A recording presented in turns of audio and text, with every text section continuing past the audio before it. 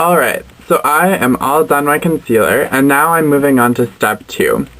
I'm moving on to MAC foundation to put over top, and to make my skin seem a little bit more even. And there was one thing actually that I forgot to mention at the beginning. Well, two things. Number one, before you apply makeup, you want to make sure you wash your face and get rid of any excess oil and skin off your face.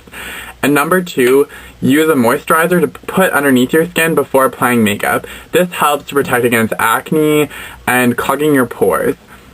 I definitely recommend a water-based moisturizer because the other ones have a tendency to clog your pores. I really like this one right here. It's a natural moisturizer. Anyway, and the second thing that I wanted to mention is that I love MAC products not only because of their quality, but because they're all dermatologist approved. So which means that they're not bad for your skin. And like the most important thing is, either way, if you're wearing makeup, if you wash it off the end of the day, that's what's gonna not create pores. When you leave it on all night, it clogs your pores. So it's not good. And a lot of their MAC foundation, most of their MAC foundations are all water-based. Alright, so now applying for the foundation. I like to pat my foundation on first before spreading it because I don't want to get old. When I get older, I don't want to get wrinkly. And I find, when you're wiping, you're pulling your skin. So really kind of go lightly as you can, especially underneath the eyes.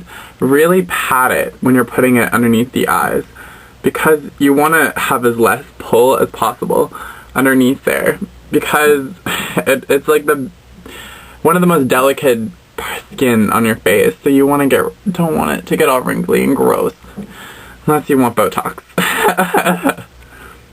Anyway, so I'm just lightly applying it all over this side of my face.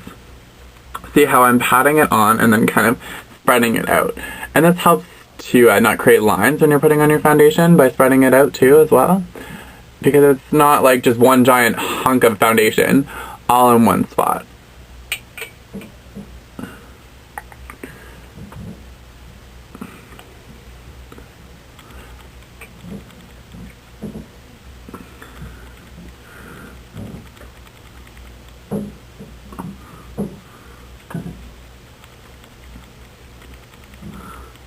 Alright, and then you would continue the process and doing your entire... Alright, so now I'm all done applying my foundation, and I made sure that I blended it with my neck, because that's very important. And see, there's one thing that you want to remember with foundation. It's not as easy as going to a store, thinking that this is your matching color, and taking it home and putting it on.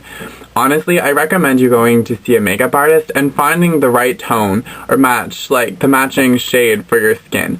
That's why I love MAC, because there's always a makeup artist ready there for you to help you and to figure out your perfect shade. I mean, honestly, you're not gonna get the right foundation that's the exact shade. Honestly, for me, sometimes, I love to tan, so I'm constantly mixing foundations. Don't mix two different types of foundations because either one could be based differently, like one could be based with water. And yeah, so then you're mixing and trying to create the natural shade to your face. Alright, so now that I'm all done my foundation, it really, honestly, once I have it on, it doesn't even look like I'm wearing makeup. It just is evening out my skin tone, and it's taking away those little imperfections that might drive you crazy. So now I'm moving on... Oh, shit. I'm moving on to the MAC Mineralizer Powder. So I chose this kind because it was like almost a bronzer on my skin, and where I have my cheekbones, I really want to highlight it. I mean, for others, they may just have a powder foundation, and you can put that over top, and it helps to keep away shine on your face, and I'll apply some later. So I'm applying this bronzer.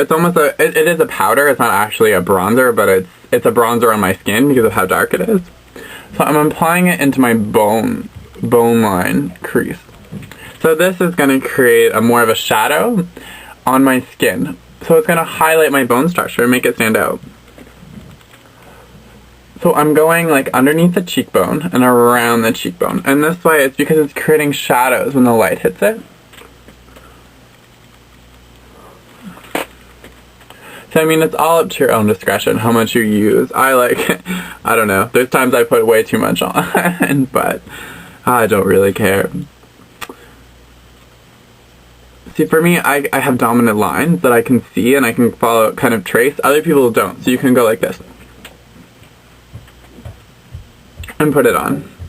But I mean, it really, honestly, when it comes down to it, it's your facial structure. Because, you know, if you have a very round face, you wouldn't be doing, like, the exact same that I'm doing. I'm highlighting my bone structure. So, it really depends. But this is just for people with facial structures like me, of how I'm doing highlighting my cheekbones. So it's making my face, giving it a little bit more narrower. And make sure to blend because you don't want to have spots.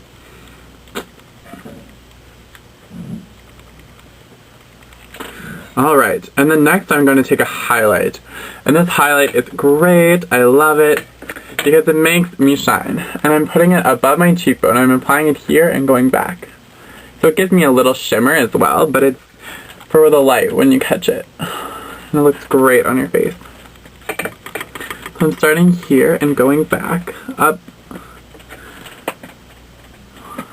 And then I'm also going to take it and go down the crease of my nose, so it's giving me a highlight there. And a little bit under your lip. And above your eyebrows. So this is creating a natural highlight on your skin when the light hits it.